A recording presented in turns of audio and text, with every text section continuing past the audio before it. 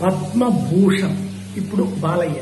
ఇంతవరకు కూడా బాలయ్య అభిమానులకి ఎప్పటి నుంచినో ఉన్నటువంటి ఏకైక ఫీలింగ్ ఏంటంటే సుదీర్ఘ సినీ రంగ అనుభవం ఉన్నటువంటి బాలయ్యకి పద్మ పురస్కారం రాకపోవడం. ఈ మధ్యనే దాని గురించి మాట్లాడినటువంటి సందర్భంలో కూడా అది ఆఫ్టర్ ఆల్ అనేటటువంటి కోణంలో నుంచి వచ్చినటువంటిది. అయితే అట్లాంటి బాలయ్య పద్మశ్రీలు కాకుండా ఏకంగా పద్మభూషణ్ అవార్డుకి ఎంపికయ్యారు.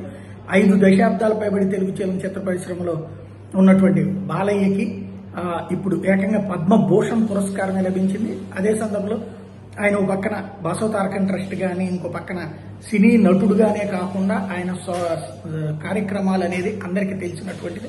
అద్భుతమైనటువంటి సేవా కార్యక్రమాలు చేస్తూ ఉంటారన్నటువంటిది. అట్లాగే ఎమ్మెల్యేగా కూడా ఉన్నారు.